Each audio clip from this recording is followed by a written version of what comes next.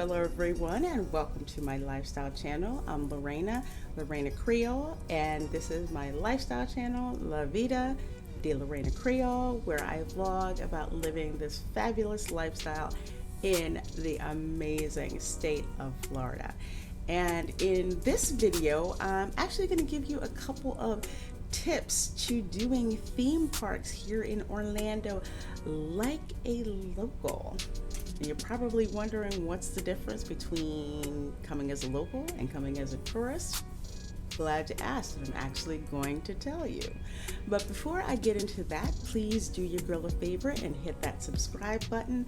I am trying to get to 100 subscribers here on my lifestyle channel by the end of the year, and I am halfway there. Thanks to all of you who have subscribed so far. I so do appreciate it. So if you do me the privilege of subscribing to my channel, please do hit that notification bell as well so you can be notified when your girl goes live with new videos, fresh and ready for you to enjoy. So with that, let's get started with the video. Now, I've done theme parks down here as a tourist ever since I was a kid, and a local when I was first down here for college, and there is a difference. When you are a tourist, you've actually been saving up for quite some time, so you have money to just come to the parks and pretty much be a baller for a week and just, eat out every night, eat out every day, eat out for lunch every day, just, a non-stop party for a week or so or more if you're blessed. And then you're back to reality of, going home, going to work, paying the bills, watching the budget again, right? Well, when you are a local, your life is here. So you're watching that budget. You can't go out and eat dinner, every night, living like my relatives would say, high on the hog, and having those expensive dinners every night. Because not only is it expensive, it's expensive to your wallet and expensive to your waistline at the same time. So can't always do that. So I got an idea when I was at Disney a couple of, 2 weeks ago, and noticed that I was doing things quite differently from how your tourists would do things, especially considering that now that I live here. So, got a couple tips for you. One, why are you going? I mean, seriously, why are you going to the theme park? There needs to be some kind of reason why. Most people, if you're like me and like other people, you're working during the week. Your weekends are basically for running errands, cleaning your house, doing stuff with the kids, reconnecting with friends, going to church on Sunday, paying the bills for the week and the next 2 weeks, and then getting ready on Monday to get up and work during the week all over again. So not a whole lot of time on the weekends, which is when most locals go, or when you take a day off, vacation day off to go. You need to answer that question, why are you going? Is there something special going on at the park that day? Is it just something special you want to buy and pick up? Or is it just, hey, you got friends who are coming in from out of town, going to go have lunch with them?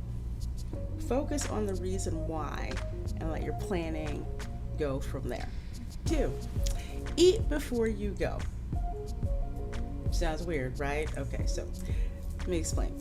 So when I was younger, my parents couldn't afford to take us to Disney a whole lot. One time we did get the chance to go as a surprise, and my grandparents made sure that we ate before we left. Why? They were not planning on spending money on expensive theme park food. So a little trick that I like to do is if I'm going to the parks, the first thing I'll do is stop at Wawa and get breakfast.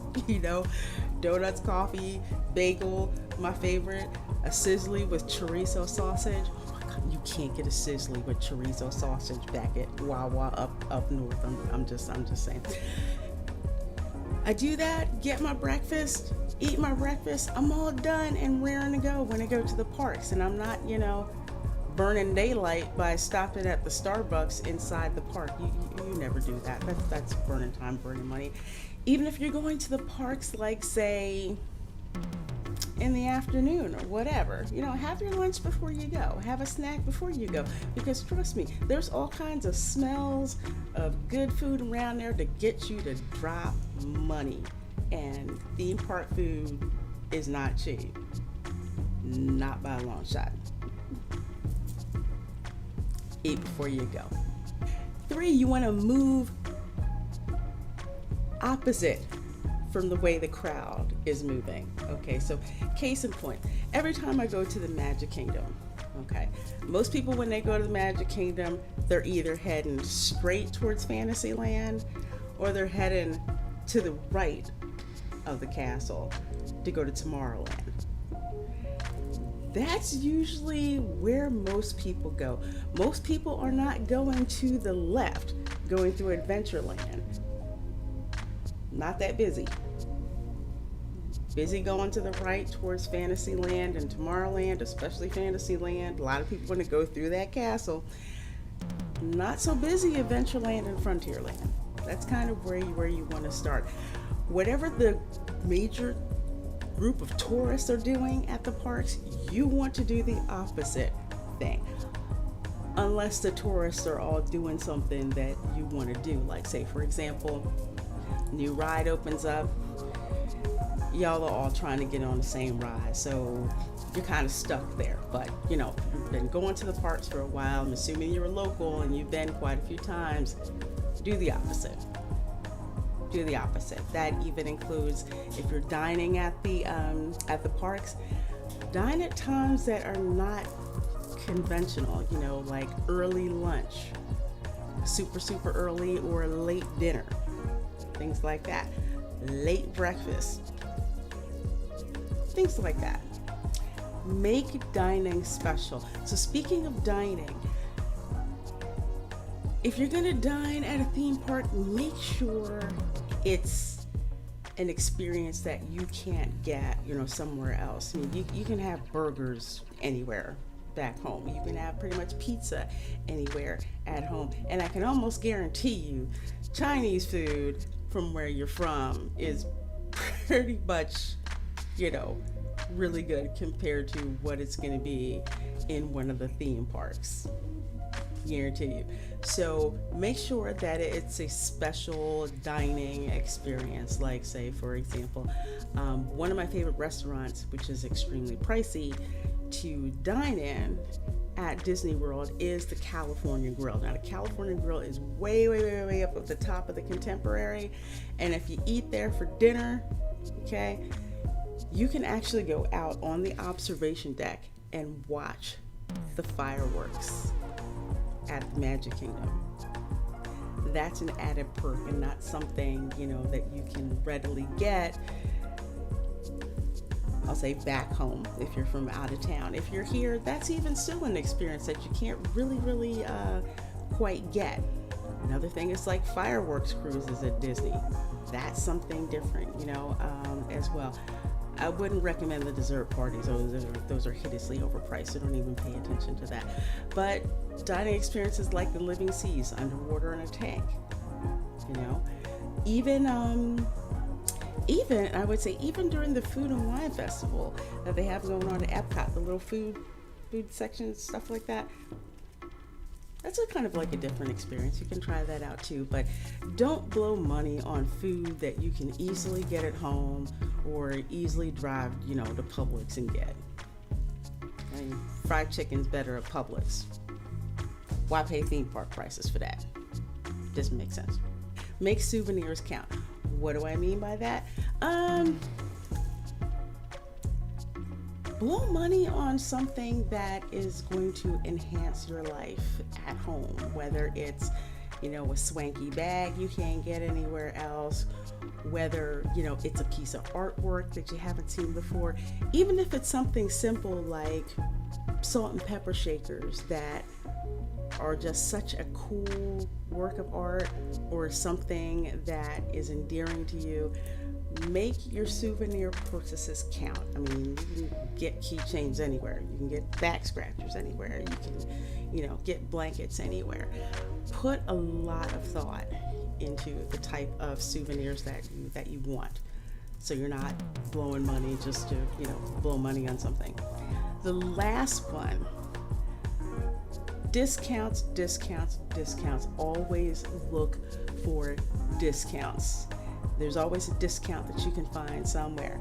If you're visiting the parks from out of town, there are still discounts for you. One of my favorite theme parks that gives a lot of discounts is Universal Studios Orlando.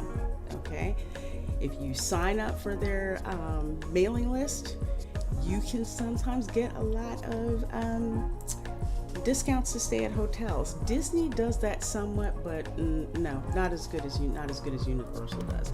And another thing with Universal is you can also buy tickets for cheaper online. Buy them online before you get to the park. That saves you money. And even on another level, at Disney, you can't get annual passes. You can't get the cheaper annual passes unless you are a Florida resident, or I think a DVC for the next to highest. If you're from out of town, out of state, you got to buy like the highest tier for annual passports. At Universal, you can buy any level. It's a little bit of a higher markup if you're from out of town, but all the price levels are available, and you can even pay on a payment plan when you're from out of town. They don't really advertise that part. I'm dropping that to you right now. How did I find that out? By reading their website. So look out for discounts. There's always a discount to be found somewhere. So it just takes time and patience to look. If you're a local, again, you got limited time, limited resources. You are looking for those discounts to go. So be on the lookout for discounts. Last one that I forgot to say, and I can't believe that I forgot to say this. This applies even if you're not a local, but this is a think like a local. That is, have a budget before you go. You got other bills and stuff that you need to pay. Make sure that whatever you set aside to set at a theme park, have that budget and stick to it. Okay, no fun blowing all your money at the park and electric bill is due next week or the next day. You don't have the money to pay for it. Definitely keep in mind the budget and stick to it. One last one, I forgot to say this. Take your time. Don't be in such a rush. Tourists are often in such a rush to do everything at the parks that you kind of miss the ambiance of the park. So take your time, getting to where you have to go. You don't have to run, it's going to be there, okay? And the earlier you get to the parks, the more you can enjoy time to get to your destination within the park. So relax, enjoy, soak up the things around you at the parks. Don't be so eager to run directly into the ride queues. Just saying. All right, so that's going to wrap it up for this video. Some tips to do theme parks like a local here in Orlando. What are some tips that you have? Do you agree with some of the tips that or do you agree with any of the tips that I gave? Or better yet, do you disagree with some of the tips that I gave and why? I would definitely like to hear from you on that particular subject. So with that said, that's going to wrap it up for this video. I surely do appreciate you watching. And if this video gave you some value, please do me a favor and hit that like button to let me know how much of a value it was to you. All right. So with that said, I will see you in the next video. Bye.